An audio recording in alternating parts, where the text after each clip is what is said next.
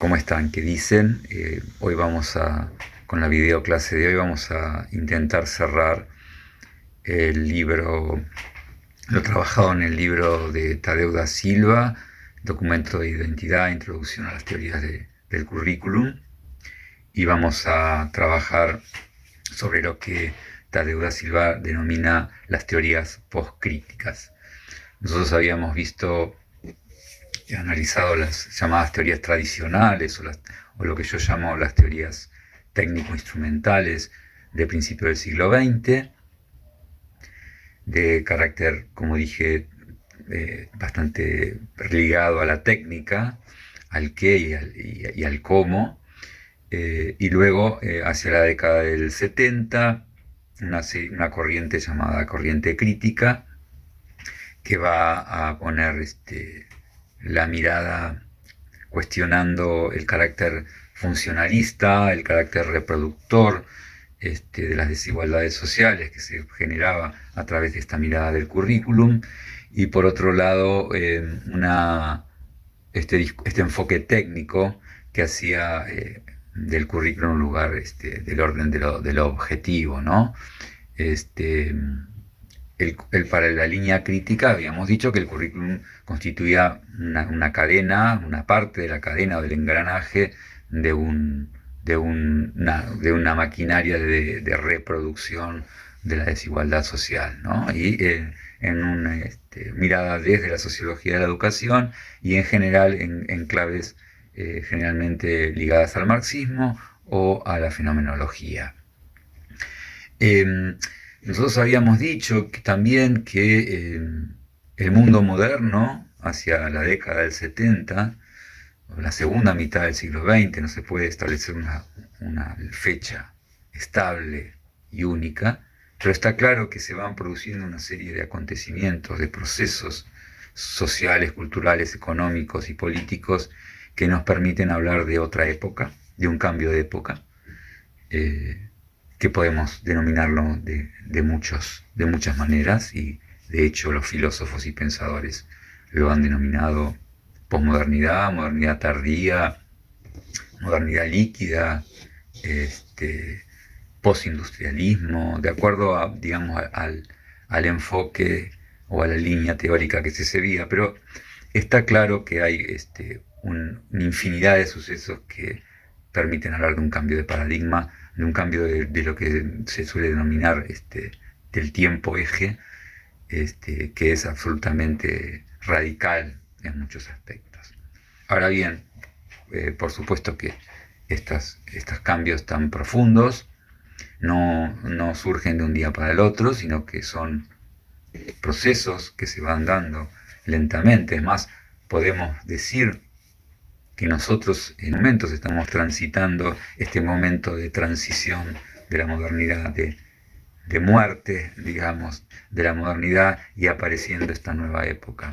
Como decía Gramsci, lo viejo no termina de morir y, y lo nuevo, el futuro, no termina de nacer. En esta transición a veces las líneas no son tan claras. Y si bien nosotros podemos decir que estos enfoques críticos que nacen en la década del 70 están inscritos dentro de este cambio, dentro de este paradigma de la modernidad, todavía en muchos de sus enfoques, en muchas de sus maneras de analizar, son profundamente modernos. De hecho, el marxismo, en su versión más ortodoxa, y más allá de las derivaciones que han tenido a lo largo del tiempo, está fuertemente inscrito dentro de la modernidad. El enfoque sigue teniendo esta idea, por ejemplo, de falsa conciencia, de ideología, conceptos muy ligados al marxismo, que la posmodernidad y el llamado postestructuralismo van a poner en cuestión, porque la misma idea de verdad va a estar puesta en cuestión, y en la medida que la verdad no deja de ser siempre una construcción social, una construcción del hombre, no está ligado a una idea de verdad trascendente, Entonces hablar de ideología o de falsa conciencia, como remitiendo a una cierta verdad que debería develarse, está siendo criticada. Nosotros vamos a tomar a Foucault en muchos de los cuestionamientos que hace para tratar de comprender qué es lo que está proponiendo desde la posmodernidad el postestructuralismo, ¿no? Dice en uno de sus textos, un texto de Foucault del año 74, La verdad y sus formas jurídicas, dice en alguna parte: me propongo mostrar a ustedes cómo es que las prácticas sociales pueden llegar a engendrar dominios de saber que no solo hacen que aparezcan nuevos objetos, conceptos y técnicas, sino que hacen nacer además formas totalmente nuevas de sujetos y sujetos y objetos de conocimiento. El mismo sujeto de conocimiento posee una historia, la relación del sujeto con el objeto, o más claramente, la verdad misma tiene una historia. Acá hay un viraje radical en lo que es a lo epistemológico, en el sentido de que ya el sujeto, el objeto y la misma verdad son parte de lo que Foucault llama una episteme, una verdad construida a través de un discurso. ¿Sí? Se desmorona ese andamiaje moderno de la verdad de la razón y de esa centralidad del sujeto. El sujeto también pasa a ser un resultado, un efecto de una época, de un discurso, de una determinada relación estratégica con la verdad, ¿sí? Por eso, para el postestructuralismo, esto es interesante entenderlo, porque nosotros todavía estamos pensando en clave moderna, no hay un sujeto previo, ¿sí? No hay un sujeto trascendental. Son las condiciones históricas y epocales las que van a ir conformando estos sujetos, quienes somos, y van a la vez a ir permitiendo ver la realidad de una determinada manera. Por lo tanto, esta idea de sujeto de conocimiento dado está firmemente cuestionado, ¿no? Esto es un aspecto central para comprender la posmodernidad. Otra cuestión que me parece que el postestructuralismo va a poner en cuestión con respecto a las miradas marxistas es la del poder. El poder, para las teorías críticas ligadas, como dijimos, al pensamiento de Marx, estaba centralizado, estaba pensando en términos centralizados, generalmente centralizados en el Estado, entendiendo el Estado como ese Estado que respondía a los intereses hegemónicos de la burguesía, y por otro lado como un poder fuertemente represivo. La mirada estaba enfocada en función de un poder que reprimía, que limitaba. Y lo que nos va a decir el postestructuralismo, con Foucault como representante esencial, es que el poder hay que entenderlo también en su faz productiva. El poder produce objetos, el poder produce sujetos, el poder produce una determinada manera de mirar. Y el poder no está concentrado, sino que hay que mirarlo como una red, como relaciones, en su faz dinámica. Y en ese sentido uno puede mirar a la sociedad misma como un campo de disputa y de luchas, y donde siempre está jugando las cuestiones de poder. Pero es el poder, las relaciones de poder, las que van a ir estableciendo y produciendo criterios de qué es lo normal y qué es lo normal, qué está bien y qué está mal, ya no pensando en términos de una verdad que nos trasciende, sino enmarcado, inscripto dentro de esta idea de relaciones de poder. La misma idea es que el postestructuralismo y las miradas postcríticas nos invitan a pensar el currículum también como un discurso. Tadeu da Silva dice así: en la perspectiva aquí adoptada, o sea, las teorías postcríticas, ven la teoría del currículum a partir de la noción del discurso. Entonces, las definiciones de currículum no se utilizan para capturar finalmente el verdadero significado de currículum, para decidir cuál de ellas se aproxima más a lo que el currículum es esencialmente, porque no hay una esencialidad del currículum, no hay una verdad del currículum. El currículum es una construcción ligada a relaciones de poder y a una episteme determinada, ¿no? En ese sentido de construcción, de producción, de discurso. Por lo tanto, en vez de pensar en analizar cuál es la verdad del currículum, lo que se trata es demostrar que aquello que el currículum es depende precisamente de la forma como ha sido definido por los diferentes autores y teorías. Una definición no nos revela lo que es esencialmente el currículum. Una definición nos revela lo que una determinada teoría piensa acerca de lo que es un currículum, ¿sí? No lo que es definido en términos esenciales, sino cómo funciona, cómo está construido el discurso de ese currículum. Y acá se ve esta idea de pensar el currículum como arena de disputa.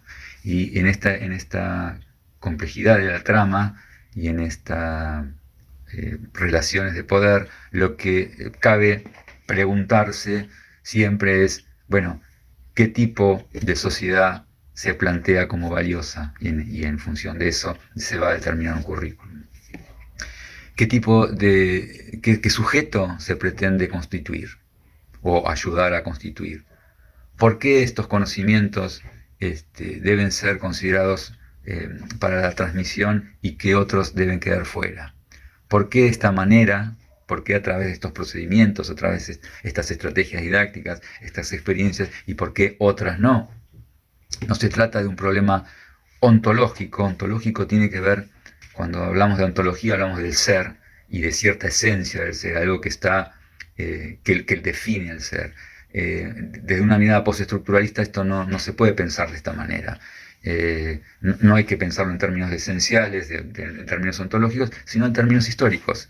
Históricos pensando la historia y el sujeto humano como un sujeto histórico que siempre está construyendo su realidad, ¿no es cierto?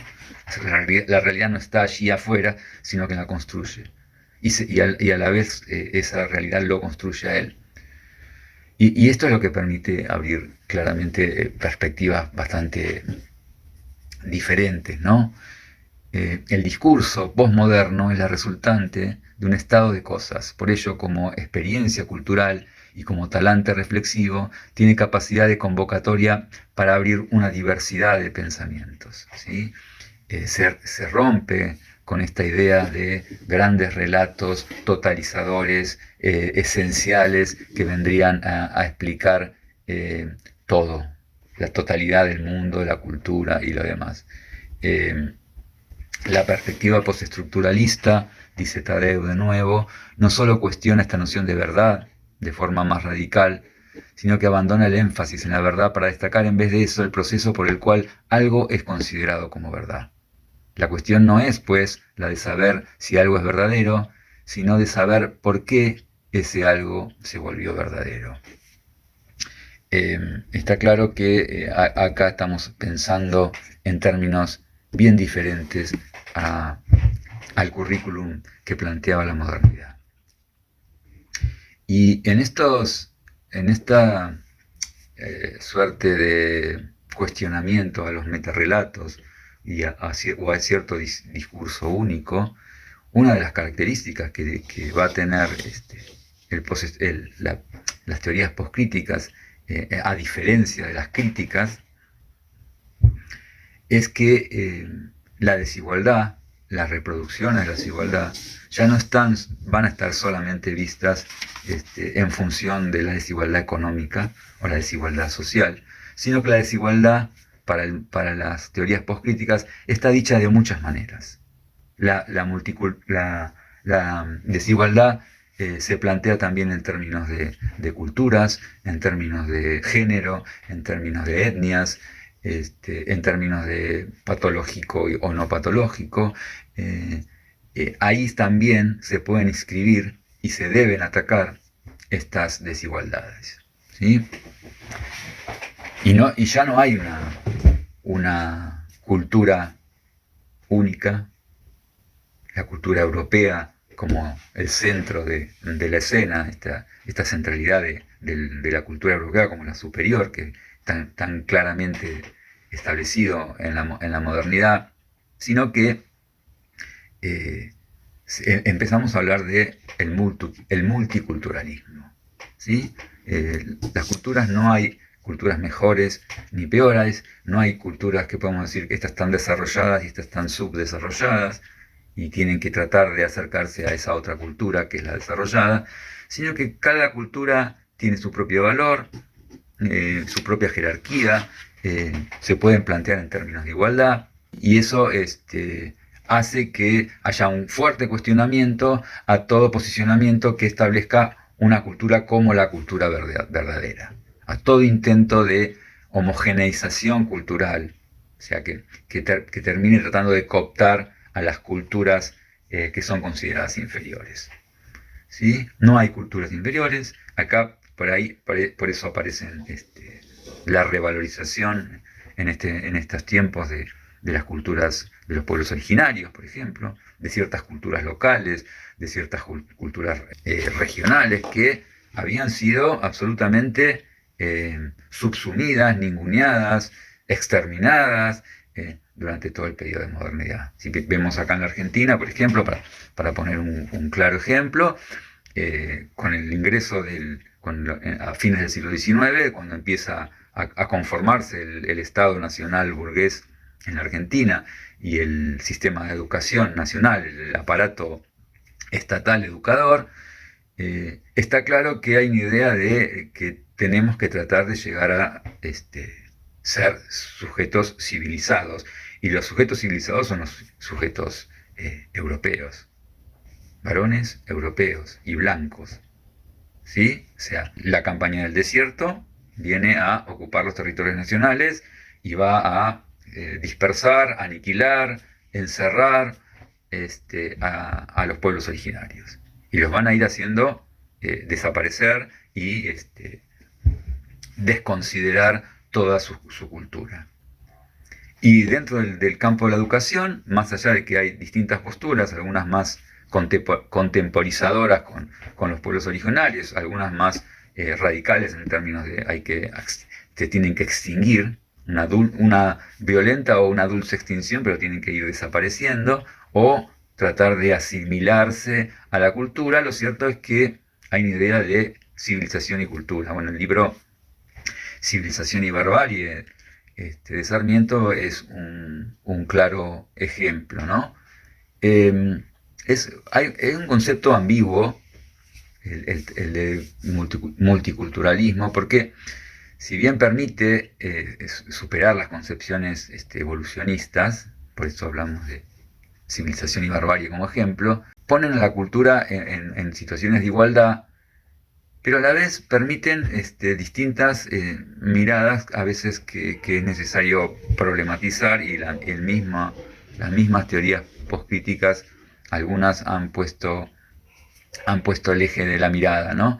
Hay un multiculturalismo al que podemos llamar liberal, de tinte liberal o humanista, que lo que habla es de respeto, de tolerancia, de convivencia pacífica entre las diferentes culturas, ¿no?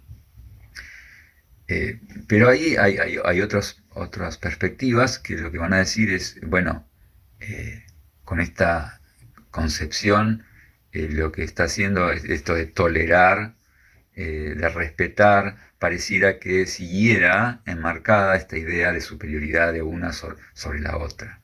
Por otro lado, hay como una idea de deshistorizar las culturas, como si las culturas no fueran como si las culturas fueran objetos inertes o siempre iguales, y las culturas son dinámicas. Las culturas también cada cultura está inmersa en relaciones de poder y de dominio y de control, que también deben ser puestos bajo la mirada crítica, y es necesario trabajar en ese tema de, basta con respetar, basta con respetar, tolerar a las distintas culturas, o hace falta dar un paso más adelante. Por otro lado, otra crítica que se le puede hacer claramente al multiculturalismo es, bueno, se trata de que cada cultura quede encerrada en sí misma, no haya ningunos vasos comunicantes, ninguna fusión de horizontes, ninguna forma de hibridización, de comunicación, de sacar o de compartir lo mejor que cada cultura pueda tener y hacer de cada cultura aprender de las demás. Bueno, en el multiculturalismo pareciera que cada cultura se sostiene siempre igual a sí misma, respetándose, tolerándose, pero a la vez manteniéndose por fuera de toda consideración de la otra cultura. La cultura la respeto, pero es otra cosa que no tiene nada que ver conmigo. Bueno, por eso aparecen estas críticas y por eso podemos hablar de interculturalidad, ¿sí? O transculturalidad, en el sentido de buscar no solo respetar y tolerar, sino ir un poquito más allá, ¿no es cierto? Hay una frase de Boaventura de Sousa Santos, un pensador contemporáneo portugués que tiene una frase muy linda que dice así: tenemos derecho a ser iguales cuando la diferencia nos inferioriza, tenemos derecho a ser diferentes cuando nuestra igualdad nos descaracteriza. De allí la necesidad de una igualdad que reconozca las diferencias y de una diferencia que no produzca, alimente o reproduzca las desigualdades. ¿Sí? Todo aquello que tiene que ver con desigualdades que me ponen en un plano de inferioridad debe ser discutido. Pero a la vez respetar aquellas creencias, aquellas costumbres que tienen que ver con mi tradición, mi historia de vida, mi discurso, mi crianza.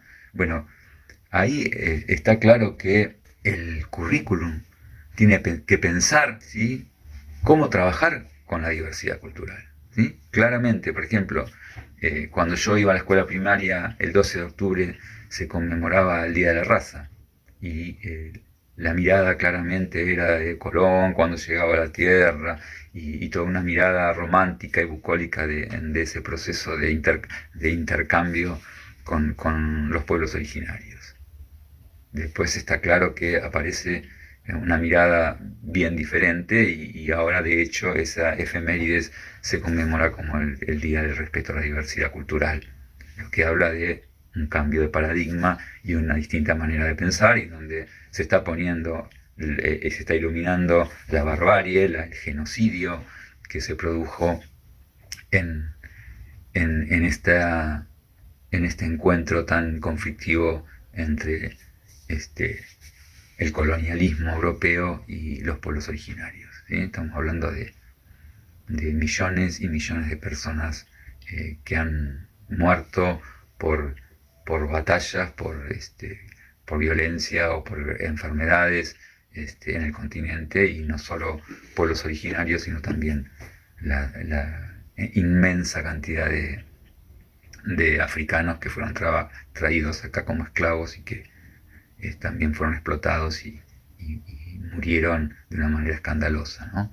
Y eso, bueno, ahí está puesto en cuestión. Esos también son culturas y seres sujetos que tienen derecho a una vida digna y que no son más ni menos que otros, ¿sí? Entonces, ahí hay una mirada que abre en las teorías postcríticas que tiene que ver con esta idea del multiculturalismo, la interculturalidad, la transculturalidad, que el currículum, las teorías del currículum tienen que traer a la discusión, ¿sí? No porque se piense que hay una verdad, sino porque se trata de una construcción social que debe realizarse en cada tiempo. Otro lugar, otro núcleo claro en donde se puede instalar la desigualdad y que también debe ser revisado es sin duda lo que tiene que ver con las relaciones de género y la pedagogía feminista, ¿no? Está claro que también a partir de la segunda mitad del siglo XX, sobre todo, hay un movimiento y una corriente feminista que va a poner fuertemente en cuestión las relaciones de género, la idea del binarismo, la condición humana pensada en términos de binarismo, hombre-mujer, las relaciones patriarcales, la relación de dominación del hombre sobre la mujer, toda la sujeción que ha vivido la mujer recluida al ámbito de lo doméstico, de su función maternal, todo eso aparece fuertemente cuestionado, y otra vez aquí el currículum tiene que ver cómo hasta este momento había reflejado y reproducido esos estereotipos de género que estaban inscriptos en el discurso macrosocial, pero que el currículum en general buscaba a través de sus contenidos, de las maneras de transmitirlo, de reproducir esa desigualdad. En el caso de la educación física, fuertemente misógina, o sea, está claro que las mujeres no podían participar, de hecho al principio no participaban en las clases de educación física. Cuando empiezan a participar, lo hacen de manera, solo algunas actividades que respetaran su función esencial en la vida, que era la de ser madres, no jugar deportes, no participar de deportes ni de pruebas muy exigentes, sofocantes. De hecho, creo que en los años 80 recién empiezan a participar, por ejemplo, de la maratón en los Juegos Olímpicos. Esto da cuenta de, ustedes piensan que la mujer acá en Argentina empieza a votar en los 50. En general, la mujer no tenía acceso a estudios universitarios, ni a grandes funciones empresariales o políticas. O sea que la desigualdad de género estaba inscrita en toda la vida social, y el currículum, dicen las teorías proscríticas, venían a reproducir esas desigualdades. Entonces acá otra vez hay que empezar a replantearse de nuevo y a deconstruir esos currículum para pensar cómo, pensando en una sociedad que plantea la idea de igualdad de géneros y plantea esta idea de la autopercepción del género, no pensado en términos dicotómicos hombre-mujer, sino en términos de relaciones abiertas, tiene que también revisar la construcción de ese currículum en muchos aspectos, ¿no? Por ejemplo, en el acceso, por ejemplo, que todas las mujeres tengan el acceso a todas las funciones de la vida social y cultural y económica en pie de igualdad con el hombre. Por ejemplo, ahora vemos que en el campo político, por ejemplo, se están estableciendo cupos, como para que por lo menos haya un cupo que esté asegurado para la mujer. Todavía hay un camino que recorrer ahí fuerte para que la igualdad de acceso sea genuina, sea verdadera. En los materiales didácticos que se promueven, ver cómo el material didáctico muchas veces ha reproducido las desigualdades de género y los estereotipos a través de material, a través de gestos. Los nenes no lloran, los varones no lloran, los varones les regalamos una pelota y a las chicas una muñeca. Esto es varonero, esto es maricón. Los varones juegan una cosa, las nenas a otra. A las mujeres se les asigna funciones de orden de la casa, de ayudar a la madre, y a los varones se los pone en otro lugar, en otras funciones. Todo eso viene a ser cuestionado, y por ejemplo la ley de educación sexual que se redactó y simplemente está vigente en Argentina desde el año 2006, viene a trabajar sobre todas esas temáticas. A pesar de eso, a pesar de que ya tiene 16 años de redactada esta ley, todavía existen provincias en donde no se implementa, porque persiste estas miradas retrógradas y que todavía cuestionan muchos de las críticas que hacen los movimientos feministas. Lo que el análisis feminista va a cuestionar es esta aparente neutralidad en términos de género del mundo social. La sociedad está hecha de acuerdo con las características del género dominante, esto es, el masculino. En el análisis feminista no existe nada más masculino, por ejemplo, que la propia ciencia. La ciencia refleja una perspectiva eminentemente masculina. Expresa una forma de conocer. ¿Sí? Y acá plantea, Tadeu dice, la solución no consistiría simplemente en una inversión, sino en construir currículos que reflejasen de forma equilibrada tanto la experiencia masculina como la femenina. Sería deseable que todas las personas cultivasen características que normalmente son consideradas como perteneciendo a solo uno de los géneros. Algunas cualidades consideradas masculinas serían claramente menos deseables que las femeninas, como es el caso, por ejemplo, de la necesidad de control y de dominio. Dice Tadeu da Silva, en relación a los problemas de género, a las desigualdades de género y al currículum, dice, ¿cómo se forma la masculinidad? ¿Cómo se hace hombre un hombre? De forma más importante se pregunta, ¿cómo la formación de la masculinidad está relacionada a la posición privilegiada de poder que los hombres tienen en la sociedad? O aún, ¿cómo ciertas características sociales que pueden ser vistas como indeseables desde el punto de vista de una sociedad justa e igualitaria, cómo la violencia y los impulsos de dominio y control están relacionadas a la formación de la masculinidad? En términos curriculares, se puede preguntar cómo el currículum está implicado en la formación de esa masculinidad. ¿Qué conexiones existen entre las formas como el currículum produce y reproduce esa masculinidad y las formas de violencia, control y dominio que caracterizan el mundo social más amplio? Este tipo de investigación muestra que las cuestiones de género tienen implicaciones que no solo son epistemológicas, tienen que ver con problemas y preocupaciones que son vitales para el mundo y la época en que vivimos. Otro de los ejes por donde se reproduce la desigualdad, se fomenta y se construye la desigualdad, tiene que ver con las cuestiones de etnia y de raza. ¿Sí? El currículum muchas veces ha sido parte de esa narrativa étnica y racial. La identidad étnica es desde el comienzo una cuestión de saber y poder. ¿Sí? El hombre blanco, como dijimos, el europeo blanco es el civilizado. ¿Sí? La propia historia del término de raza está cargada de esencialismo biológico. ¿Sí?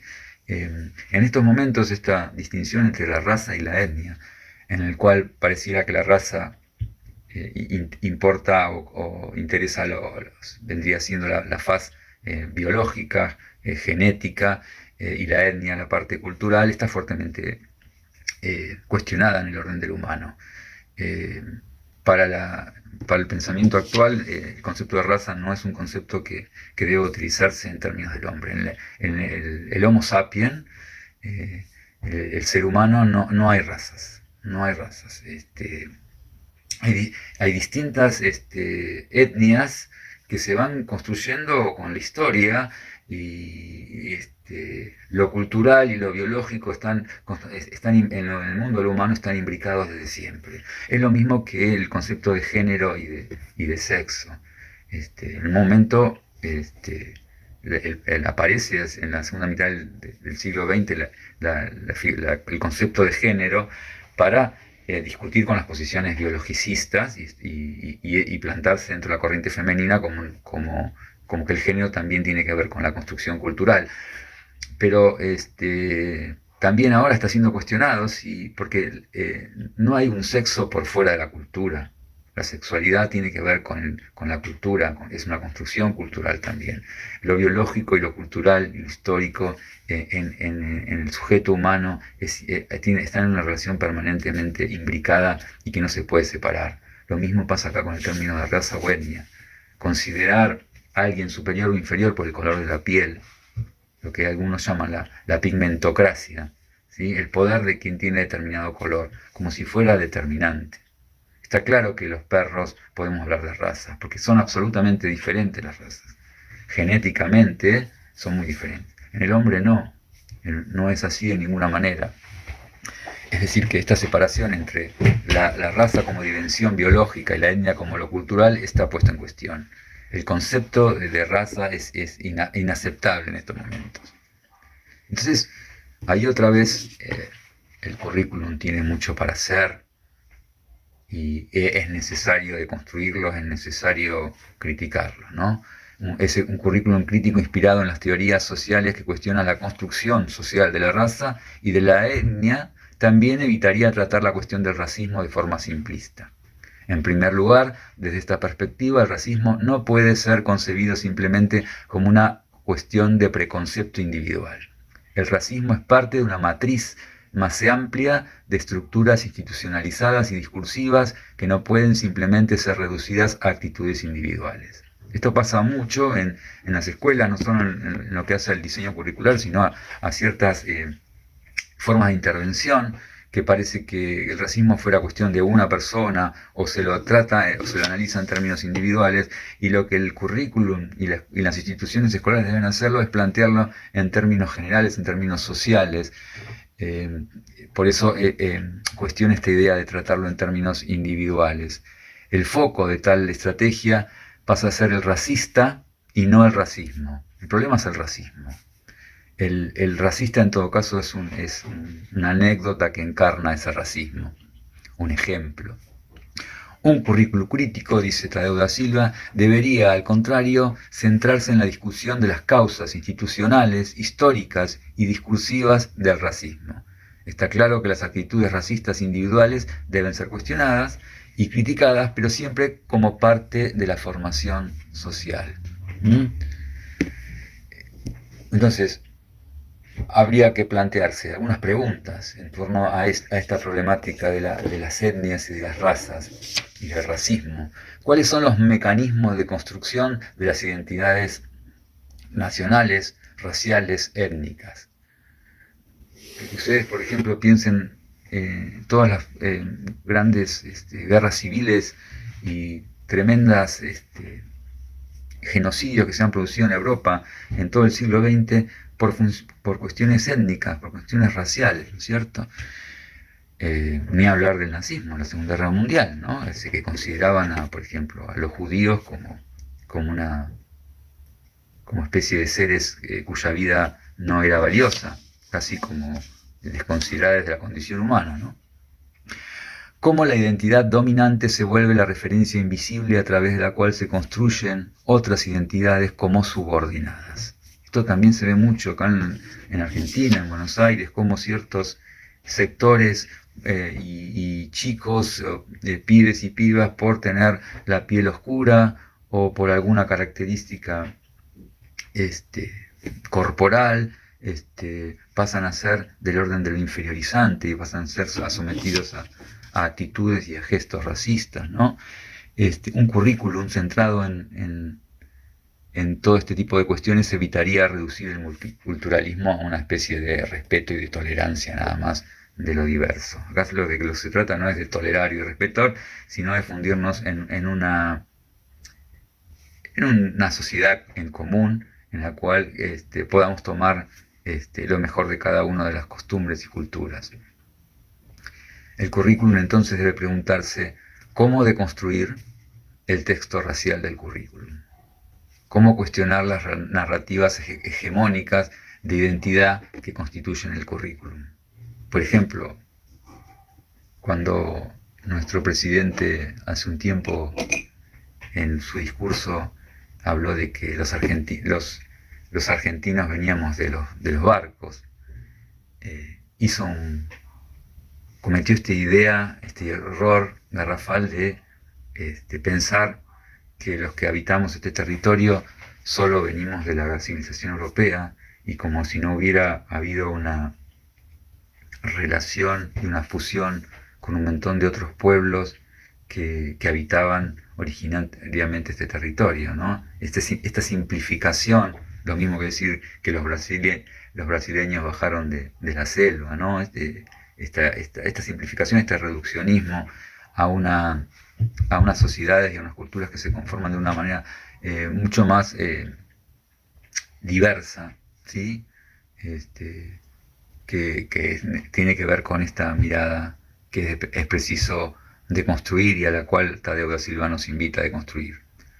También se hace necesario, dice, profundizar sobre el microrracismo que se filtra en muchos de los discursos, gestos y actitudes, aquí les di un ejemplo, que se cuelan en los intersticios de la sociedad en general y de las instituciones educativas en particular.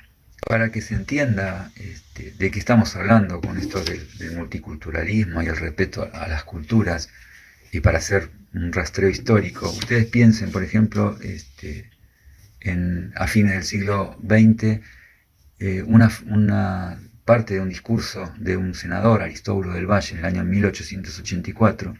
Aristóbulo del Valle era uno de los senadores que podíamos decir que tenía una de las miradas más contemporizadoras con respecto a los pueblos originarios. Y sin embargo, fíjense lo que dice: no se puede negar, ni hay quien lo niegue en nuestros tiempos, el derecho con que la civilización desaloja a la barbarie y la somete a su gobierno.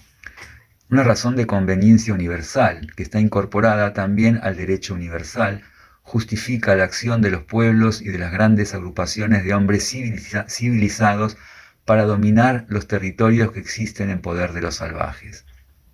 La humanidad entera está interesada en que toda la tierra quede sujeta a la acción civilizadora, a objeto de que pueda responder a los grandes fines que la humanidad debe llenar. Pero frente a este principio, incorporado al derecho público de todas las naciones, existen otros no menos irrespetables. Entonces, entre estos dos principios, los derechos civilizatorios y el derecho a la vida, se produce el equilibrio, y las naciones civilizadas conquistan los pueblos salvajes, introduciendo la civilización por medios pacíficos y no usando de las armas, sino cuando es absolutamente indispensable para establecer la civilización.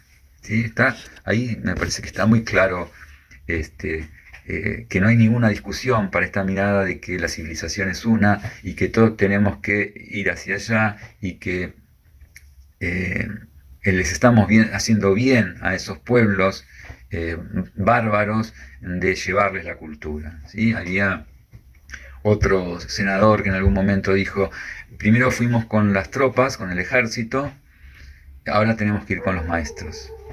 Primero llevamos el ejército, ahora tenemos que llevar un ejército de maestros a los territorios para llevarles la civilización. Es decir, que acá lo que vemos es, otra vez, repito, que la desigualdad en este fin de las metanarrativas, la desigualdad se mira desde distintos lugares.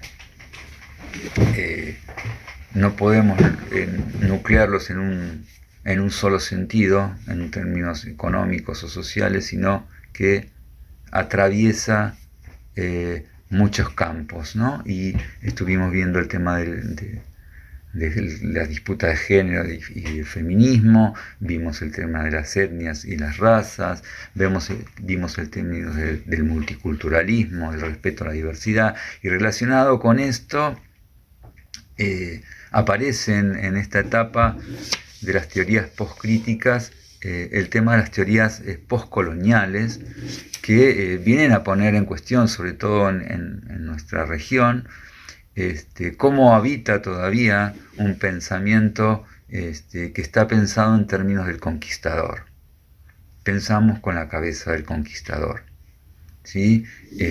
Todavía está esta idea de la civilización y la barbarie, del colonialismo que viene a imponer una cultura superior. Acá está esta idea del opresor y el oprimido. Por eso decimos que Paulo Freire de alguna manera es el precursor de estas teorías postcoloniales, y en esta construcción del otro inferior tiene que ver con esta mirada postcolonial que es necesario deslegitimar y deconstruir.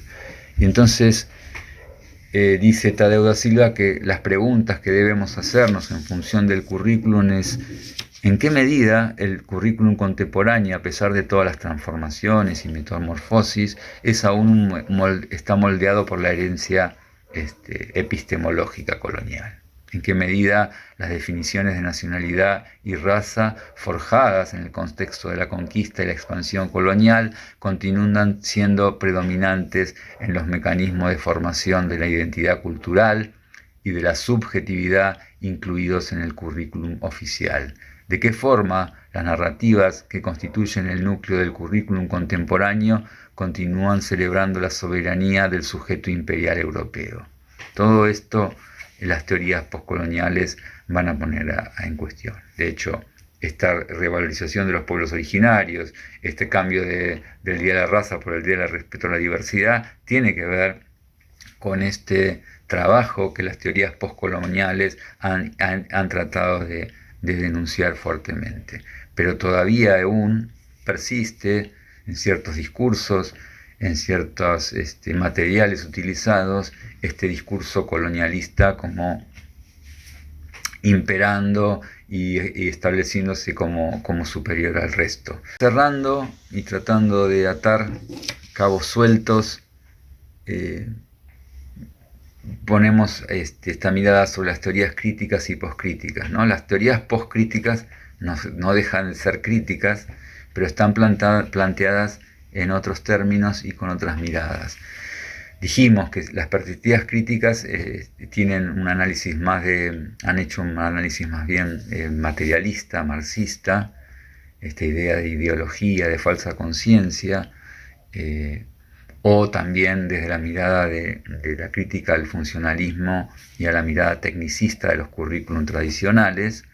Ahí puso el foco la perspectiva crítica, y las perspectivas postcríticas, siguiendo con un fuerte posicionamiento emancipador, buscando la emancipación, la transformación de un orden que se considera desigual, lo que va a decir, bueno, el análisis ya no es tanto en términos materiales y de una verdad que está afuera, sino que todo pasa por lo discursivo, por el texto, por la construcción que las culturas y cada época va a ir construyendo, y va a establecer que estas formas de poder ya no están solamente nucleadas en términos económicos y sociales, sino que pasa por un montón de otros lados.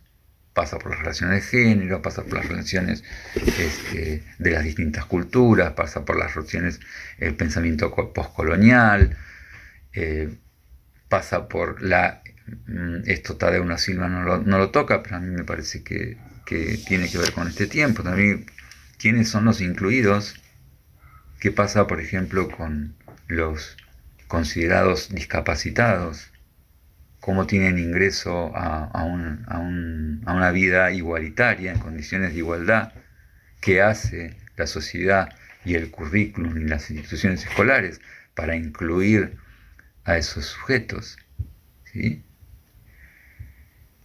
Después de las teorías críticas y postcríticas, resulta imposible pensar el currículum simplemente a través de conceptos técnicos, como los de enseñanza y eficiencia, o de las categorías psicológicas como aprendizaje, desarrollo, o también de miradas estáticas, como el currículum como si fuera un listado de temas a trabajar.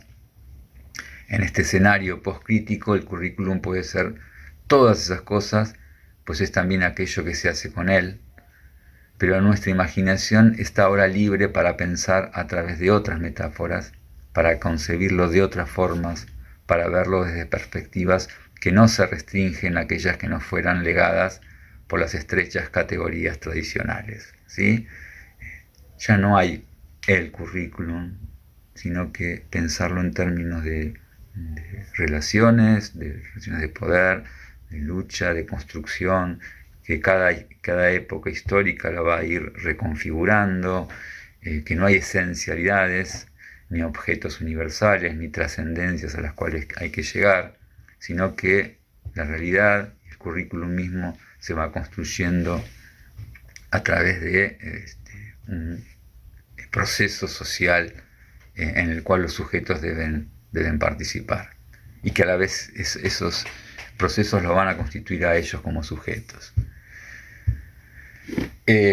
Pensemos un poco en la escuela, en el nacimiento de los sistemas educativos, y pensamos, estaba pensado en términos de aparato como un aparato homogeneizador, como un aparato normalizador, como un modelo único.